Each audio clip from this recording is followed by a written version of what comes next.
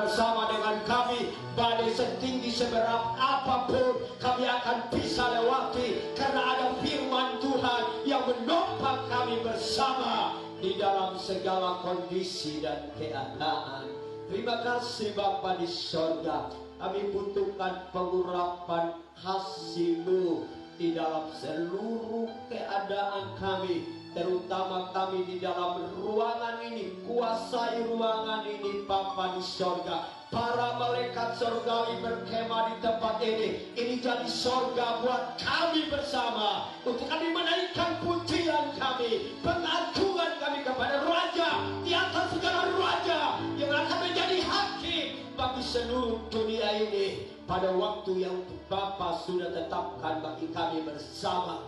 Terima kasih Bapa di sorga. Terpujilah nama-Mu. Kami percaya kalau Tuhan hadir, tidak ada satu roh yang lain yang akan bisa bekerja di dalamnya.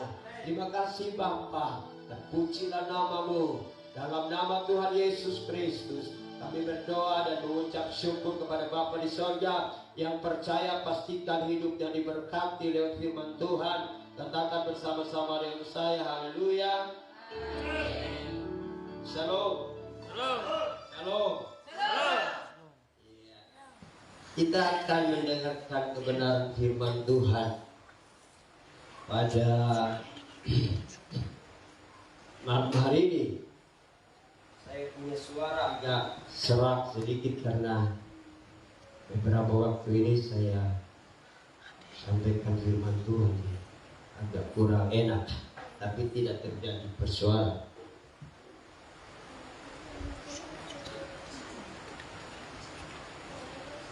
Ya, kita akan belajar firman Tuhan dari Mazmur 116 ayat 10 sampai 15.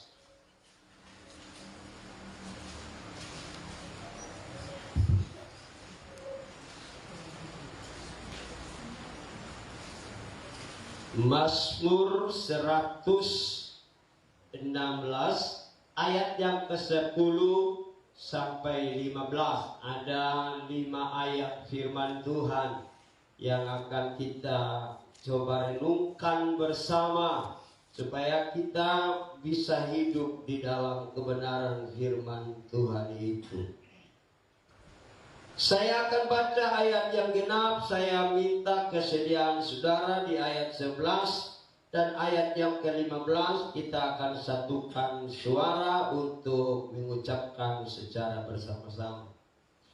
Dia bilang begini, aku percaya sekalipun aku berkata aku ini sangat tertindas. Aku ini berkata dalam kebingunganku, semua manusia pembohong. Bagaimana akan kubalas kepada Tuhan segala kebajikannya kepadaku? Aku akan menatap piala keselamatan dan akan menyebutkan nama Tuhan. Akan membayar nasarku kepada Tuhan di depan seluruh umatnya. 1, 2, 3. Berharga di mata Tuhan kematian semua orang yang dikasihinya. Demikian jauh pembacaan firman Tuhan. Kemarin kita mendengar berita bahwa Ibu Gembala GPPS dia meninggal habis ibadah pagi itu. Makanya sore itu baru kami dengar, karena baru sore itu baru disampaikan di gereja, paginya tidak disampaikan karena memang belum dengar berita. Tapi yang saya mau ada berkat buat saya, setelah ibadah pagi, mungkin mereka lagi duduk-duduk, dia masih guyon sama suaminya. Dia bilang begini, opa marah saya kok, katanya. Entah Pak Paulus dia jawabnya seperti apa. Setelah itu kan dia tidur. Habis itu belum habis juga kan. Setelah itu dia tidur, dan itu tidur terus. Makanya anak-anak muda itu bilang Mama Gembala mati di dalam kemuliaan. Dia sakit tapi kan masih ikut ibadah. Setelah ibadah pagi masih guyon, artinya masih canda gurau dengan anak-anak yang ada, dengan suaminya, dan terakhir dengan suaminya. Dan dia pulang ke rumah Bapa. Enak. Tapi saudaraku di dalam Tuhan Yesus Kristus, yang saya mau sampaikan firman Tuhan malam hari ini, saya akan mulai start dari ayat yang ke-12. Dia bilang begini, bagaimana akan kubalas kepada Tuhan segala kebajikannya kepadaku. Sekali lagi, bagaimana akan kubalas kepada Tuhan segala kebajikannya kepadaku. Saudaraku di dalam Tuhan, ini Mazmur Daud. Daud adalah seorang yang hidupnya tidak pernah aman. Daud adalah seorang yang hidupnya seperti dikejar musuh. Hampir tidak ada hari yang dia itu tidak mengalami yang namanya lembah-lembah kegelapan, yang hampir-hampir nyawanya harus melayang. Kenapa saudaraku di dalam Tuhan? Setelah dia diurapi menjadi raja oleh Samuel, saudaraku di dalam Tuhan, dia bukan tambah aman, tambah dikejar oleh Saul untuk dibunuh. Tapi saudaraku di dalam Tuhan Yesus Kristus, dia tidak berpikir tentang segala sesuatu yang membuat dia terhimpit dan tidak bisa melakukan apapun di tengah perjalanan kehidupannya. Tapi satu hal yang dia pikir, di tengah-tengah kemelut, di tengah-tengah beban kehidupan, di tengah-tengah masalah, di tengah-tengah tekanan, di tengah-tengah musuh yang memusuhinya, yang mau menghancurkan kehidupannya, dia bukan konsen ke sana, tapi dia konsen bagaimana akan kubalas segala kebajikan yang Tuhan buat di dalam kehidupanku. Itu yang dia konsen.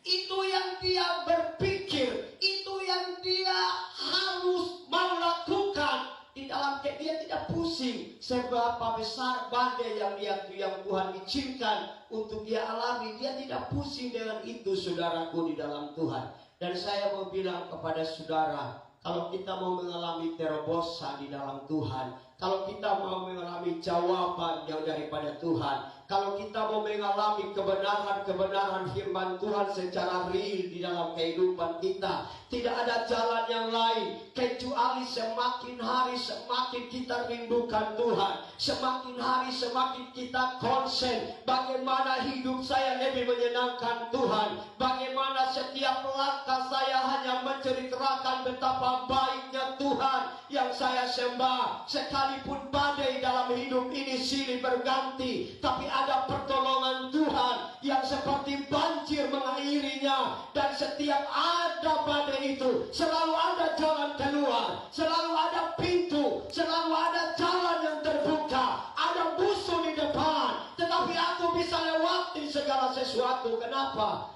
Karena ada Tuhan di dalam segala kondisi itu, saudara.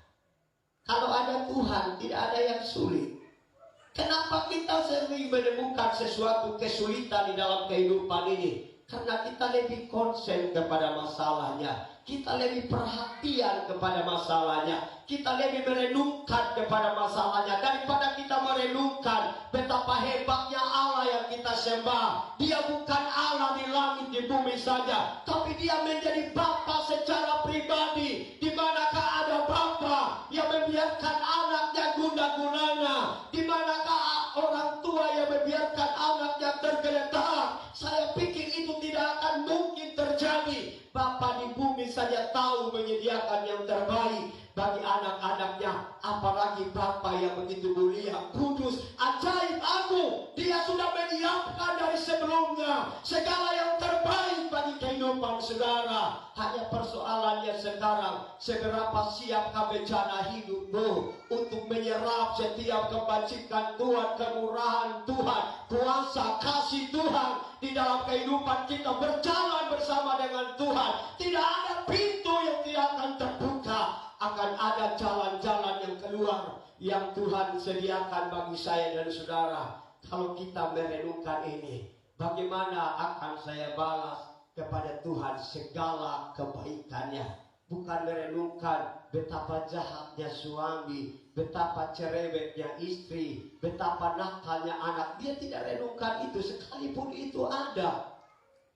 Ada kekurangan, ada pergolakan, ada badai dalam kehidupan ini. Tetapi saudaraku, di dalam Tuhan Yesus Kristus, orang yang mau bergaul karib dengan Tuhan, dia tidak konsen ke sana. Dia konsennya kemana? Dia konsen kepada firman Tuhan yang sanggup menjadi jawaban bagi seluruh kehidupannya. Kalau firman Tuhan berkuasa di dalam kehidupanmu, badai seperti apapun juga, engkau akan bisa tersenyum dan berkata, bersama dengan Tuhan saya pasti keluar sebagai pemenang.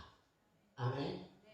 Bersama sakit, tidak ada sakit yang Tuhan tidak bisa sembuhkan.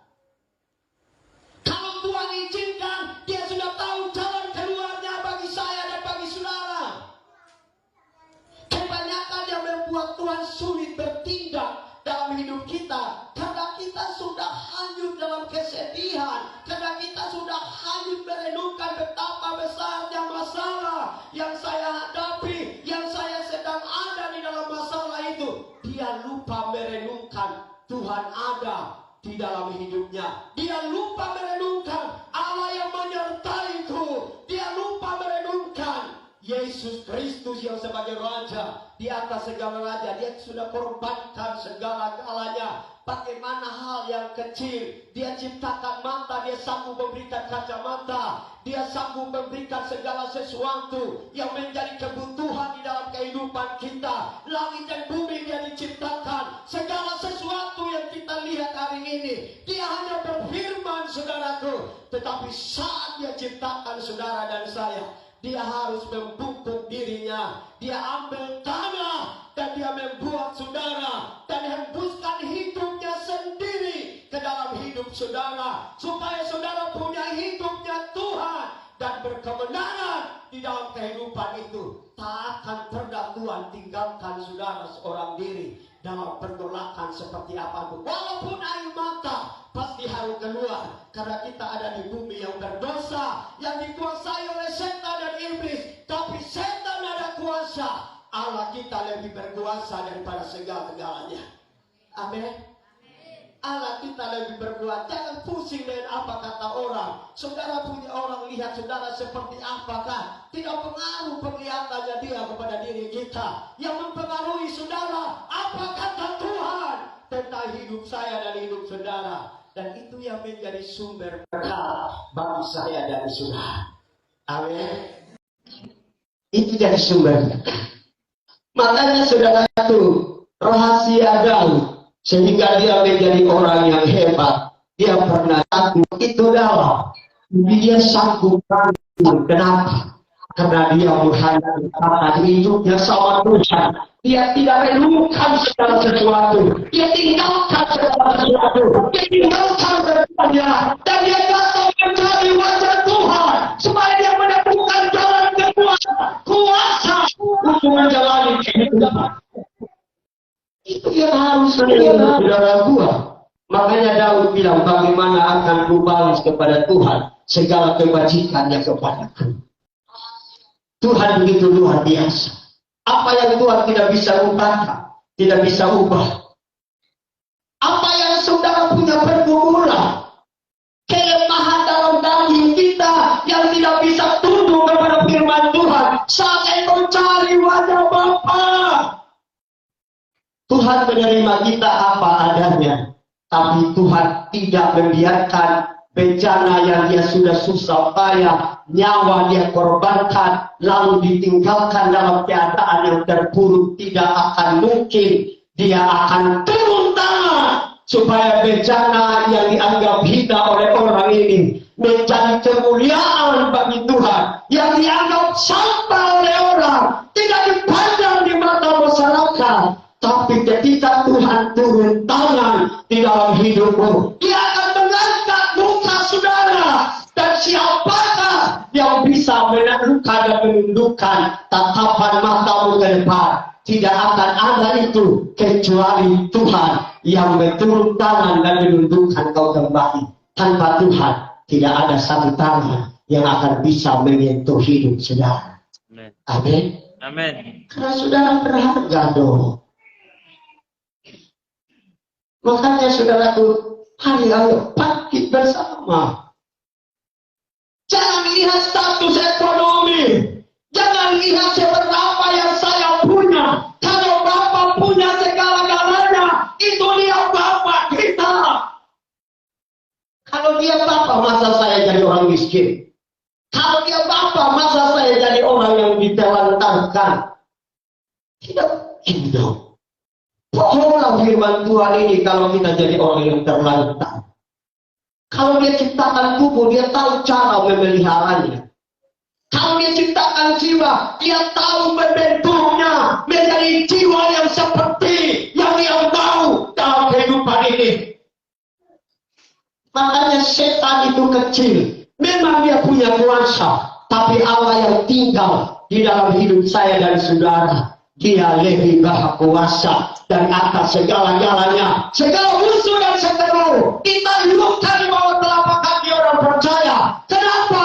Firman Tuhan berkata, engkau adalah bait Allah yang di dalam hidupmu ada roh Allah. Engkau tubuh Yesus Kristus. Dia kepalanya.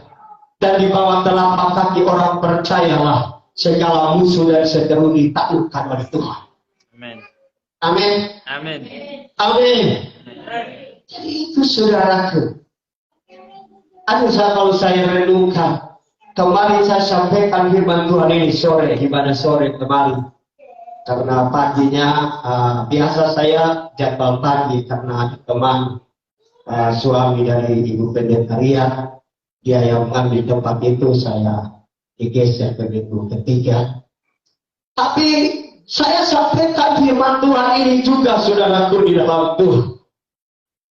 Bukan seberapa yang kita hafal, yang kita baca, yang kita renungkan tentang firman Tuhan, tapi seberapa banyak firman itu kita biarkan hidup di dalam hidup kita. Kenapa orang Kristen dagang dan jatuh terus? Karena mereka tidak membiarkan firman ini hidup di dalam hidup mereka. Karena mereka tidak belajar tunduk kepada otoritas firman Tuhan. Kalau sebuah pribadi hanya bisa diubahkan, hanya bisa diberkati, hanya bisa dipulihkan kalau firman Tuhan berdaulat di dalamnya. Seperti itu juga sebuah kota kalau mau diberkati oleh Tuhan, dia harus terbuka dengan firman Tuhan. Jangan coba-coba menentang firman Tuhan. Kalau engkau menentang firman Tuhan, engkau akan merasakan akibatnya siapapun saudara. Jabatan seperti apapun juga kau. Tuhan yang memberi jabatan. Jangan sombong. Nebukadnezar yang begitu hebat, luar biasa. Tuhan taklukkannya sampai dia makan rumput yang menjadi makanan binatang. Siapa yang mau nantang pencipta langit dan bumi? Siapa yang mau nantang setiap perkataan firman Tuhan? Mungkin pada saat engkau menantangnya, engkau tidak merasakan akibatnya. Tapi ada waktu yang Tuhan tentukan, akan rasakan badai besar itu akan melelahkan hidup saudara. Dan pada waktu itulah siapa siapakah di bawah kolong langit ini yang akan bisa menolong kehidupan saudara. Saat itulah engkau berteriak, satu. Tapi saya sarankan jangan tunggu saat itu, karena itu susah. Antara hidup dan mati saudara. Bagaimana akan membawa kebaikan Tuhan yang Tuhan buat dalam hidupku? Aku yang tadinya sampah masyarakat, aku tadinya yang tidak diperhitungkan, hari ini aku diperhitungkan. Itu anugerah Tuhan yang Tuhan kerjakan bagi hidup saudara. Yang harus saya dan saudara berdua yang renungkan di dalam kehidupan kita. Bagaimana akan saya balas kepada Tuhan segala kebaikan itu? Mulut saudara harus menyuarakan tentang kasih Tuhan. dimanapun, di pasar sana, setiap orang yang membeli, jangan biarkan dia berlalu tanpa dia dengar. Tuhan memberkatimu. Jangan. Saudara bisa bersuara saja, itu anugerah. Amin. Saudara bisa bersuara saja, bernafas saja, berpikir saja, melihat saja, itu anugerah. Siapa yang bisa beli? Sekalipun dia bisa punya uang triliun atau miliar, tidak akan bisa beli nafas. Tidak sanggup kita. Saudaraku di dalam Tuhan Yesus Kristus, memang mau jadi hamba Tuhan tidak baik dan benar, tidak gampang. Salah ngomong sedikit, orang sudah cerita seperti badai besar. Salah langkah sedikit, orang sudah ngomong kiri kanan, dia khotbahnya begini, dia pujiannya begini, dia bersaksinya begini, kok tidak begitu? Kau saudara sangka manusia hamba Tuhan itu orang yang hebat? Tidak, hanya karena anugerah Allah kami dipilih, ditentukan untuk memberitakan tentang tahun rahmat kebaikan Tuhan, kemurahan, keselamatan yang daripada kasih Tuhan, kuasa Tuhan, hanya karena anugerah. Tidak ada yang lain. Amin. Amin. Jadi saudaraku di dalam Tuhan Yesus Kristus, itu pelajaran yang pertama. Apapun badai dalam hidupmu, jangan konsen ke sana. Konsen untuk mencari wajah Tuhan. Bagaimanakah akan kubalas kepada Tuhan kebaikan yang telah Dia perbuat kepadamu? Kalau hatimu pusatnya di situ, perhatianmu terpusat di situ, disitulah saudara menemukan kekuatan untuk menjalani kehidupan. Amin. Amin. Iya. Yang kedua, kita akan singkat-singkat saja. Saya masih Yesaya sebentar. Ayat yang ke-15. Dia bilang begini. Berharga di mata Tuhan kematian semua orang yang dikasihinya. Berharga di mata Tuhan kematian semua orang yang dikasihinya. Pertanyaannya begini, orang yang seperti apakah yang menggambarkan catatan daripada firman Tuhan ini? Apakah semua orang? Kata bilang tidak. Apakah rata-rata semua manusia yang meninggal di bumi ini, lalu catatan ini dikenalkan dan itu persis dengan kehidupan mereka? Tidak. Beberapa hari yang lalu kami punya teman bercerita dengan saya. Dia bilang begini, kakak, kami punya sekda ETT meninggal. Meninggal kenapa? Saya belum nonton. Ketabrakan. Lalu kami lihat di bawahnya catatan firman Tuhan ini orang tulis. Berharga di mata Tuhan kematian semua orang yang dikasihinya. Orang tulis itu. Lantas saya pertanyakan saudaraku di dalam Tuhan, apakah betul? Apakah karena dia punya jabatan? Apakah karena dia punya potensi besar? Lalu firman Tuhan ini cocok? Tidak. Lalu orang yang seperti apa yang cocok dikenakan kepada firman Tuhan ini? Apakah seorang pendeta yang setiap minggu memberitakan firman Tuhan, yang labelnya hamba Tuhan, yang jabatannya pendeta, bapak yang terhormat? Kalau di gereja,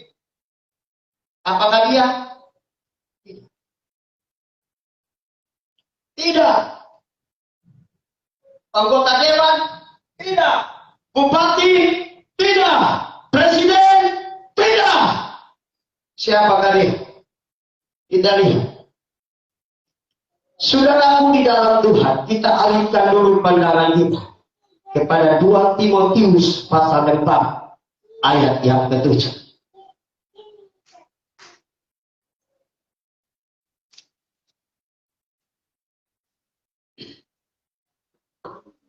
Kalau ada yang dapat, coba saudara baca. 2 Timotius pasal 4 ayat yang ke-7. 2 Timotius 4 ayat yang ke-7. Aku telah mengakhiri pertandingan yang baik, aku telah mencapai garis akhir, dan aku telah memelihara iman. Saudara lihat di situ. Aku telah mengakhiri pertandingan yang baik.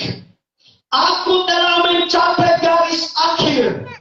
Dan aku telah memelihara iman. Siapa Paulus, saudara?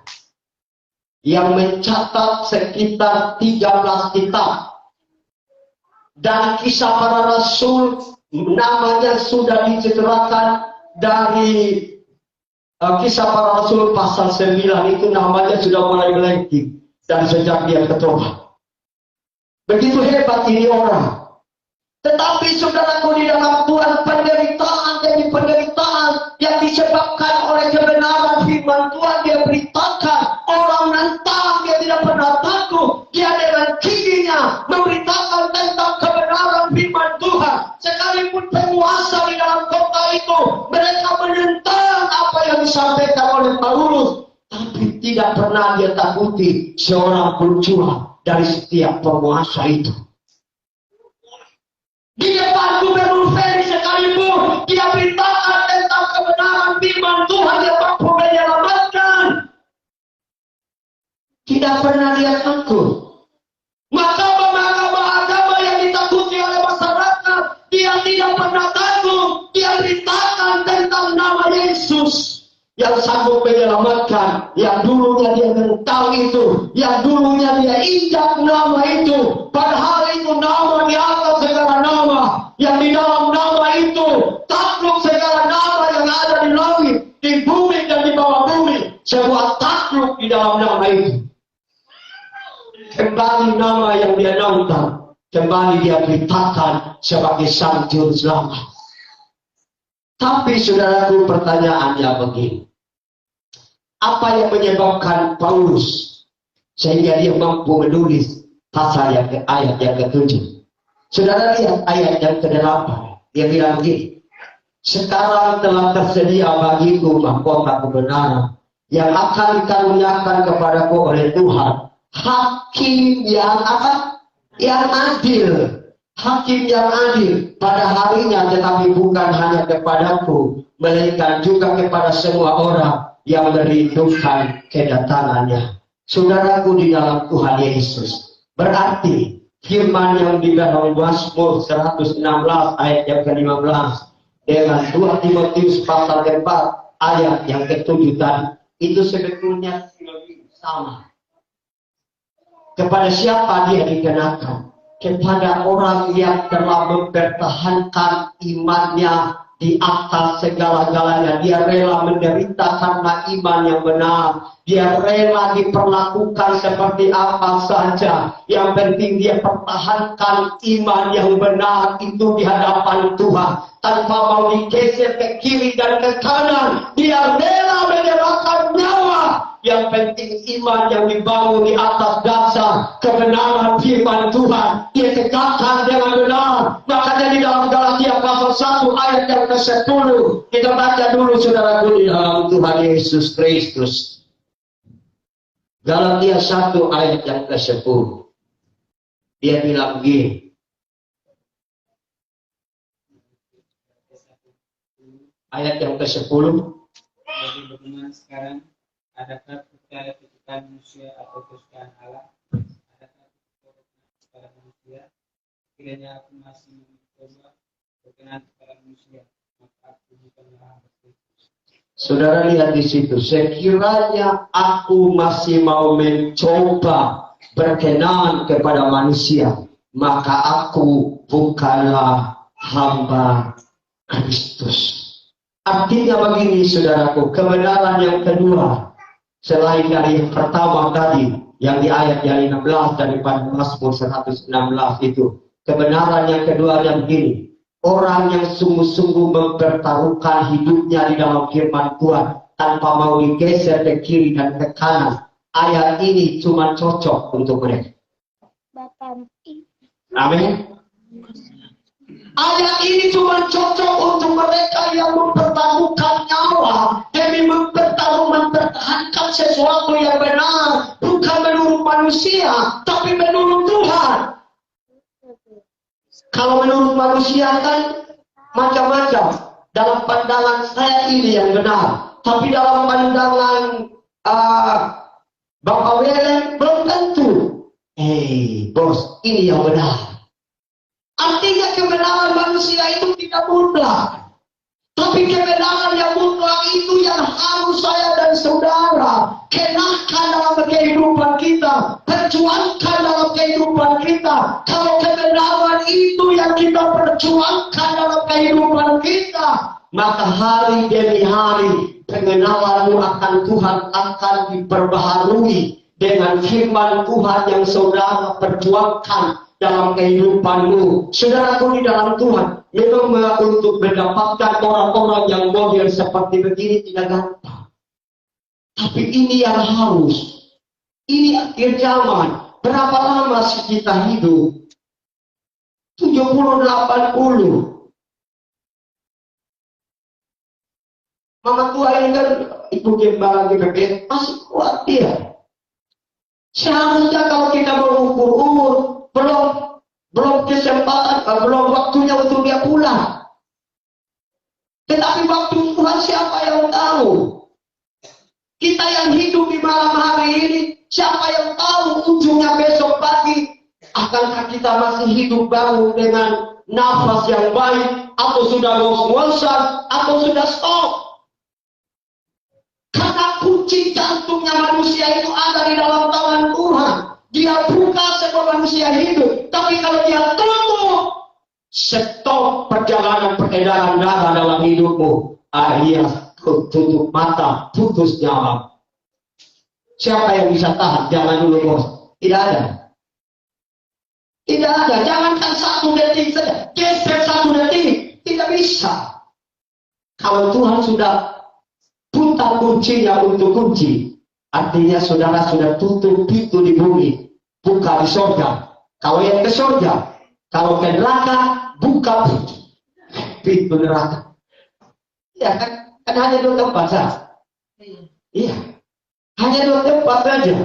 Tapi firman Tuhan berkata, orang yang sungguh-sungguh konsen hidupnya untuk menjadi berkat bagi orang lain, orang yang sungguh-sungguh hidupnya untuk mensupport orang lain, orang yang sungguh-sungguh hidupnya dia bangun dirinya supaya dia berjalan untuk memberkati orang yang dia dapatkan di perjalanan kehidupannya.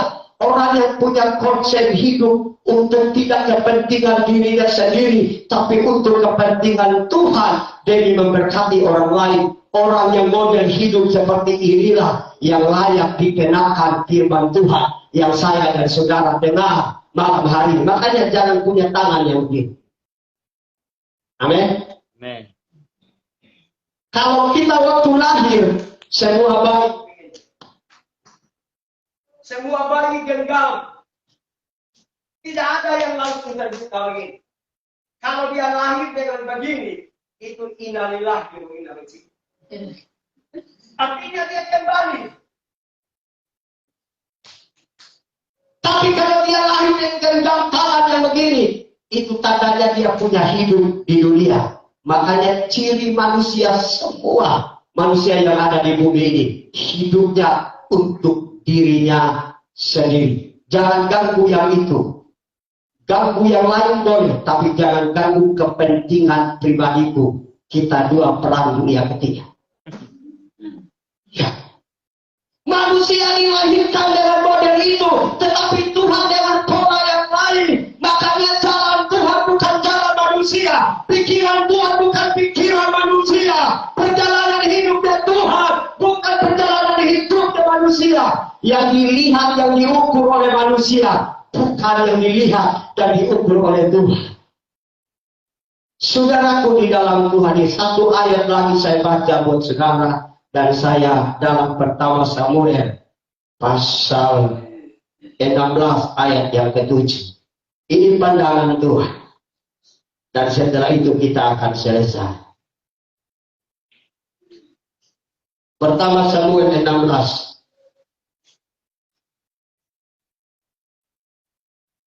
ayat yang ke-7.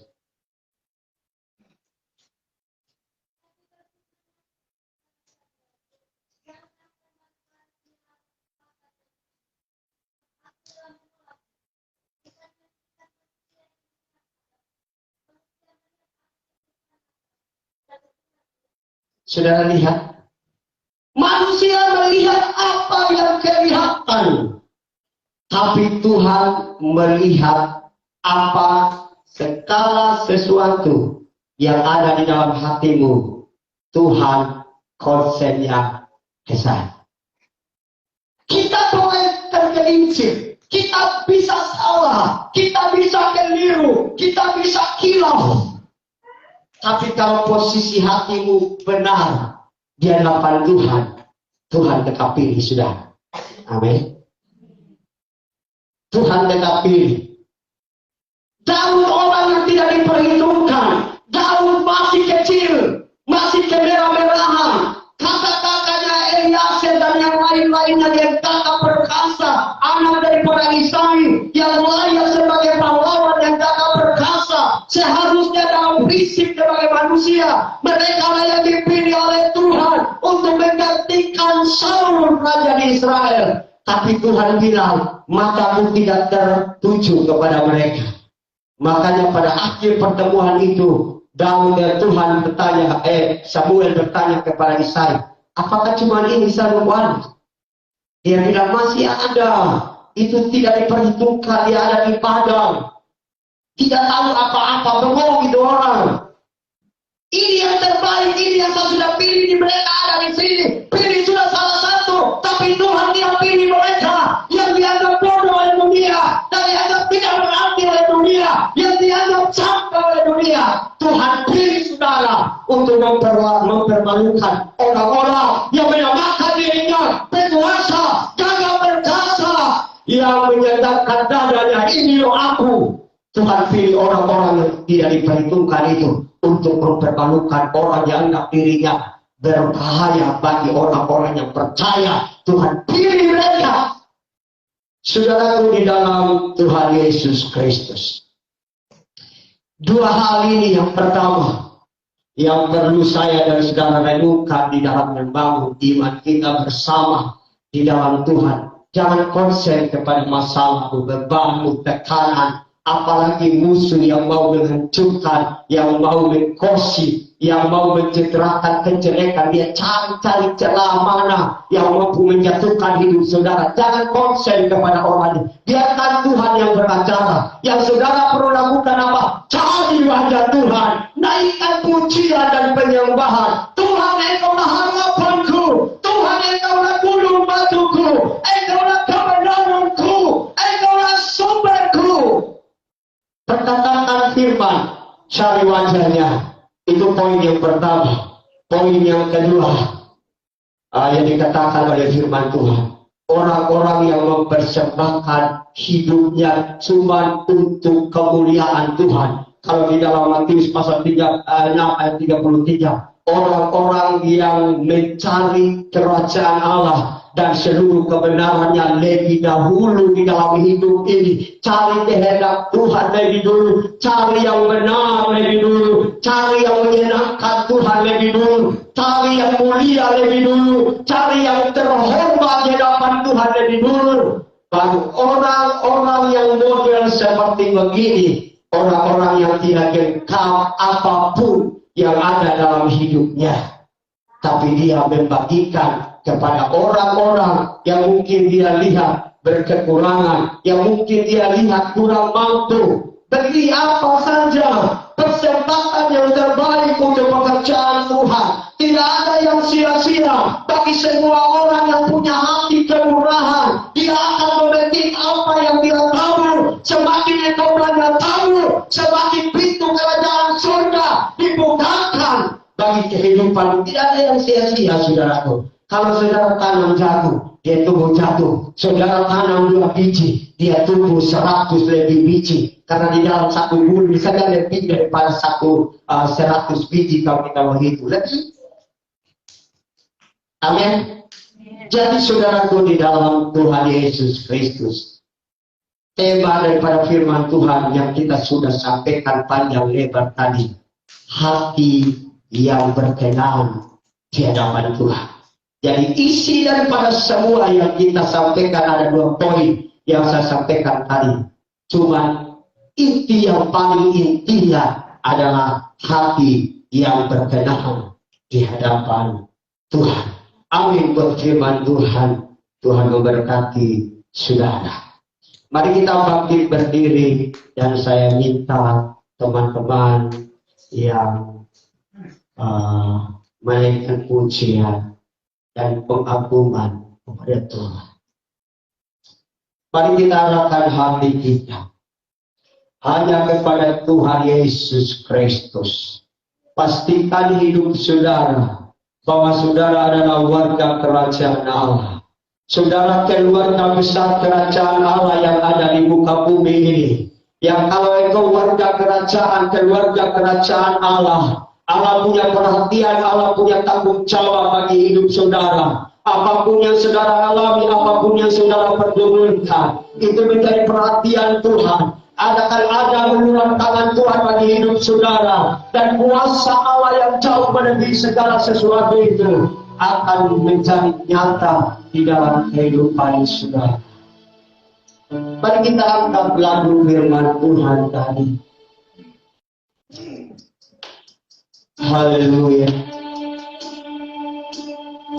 Mari angkat hatimu.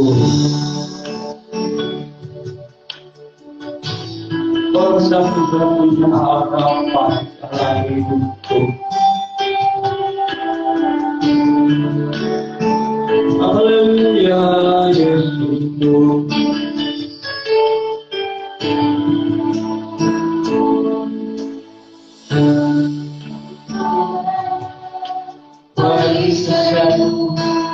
Angkat suaramu. Suara hidup berat aku. Roh Kristus di dalamku.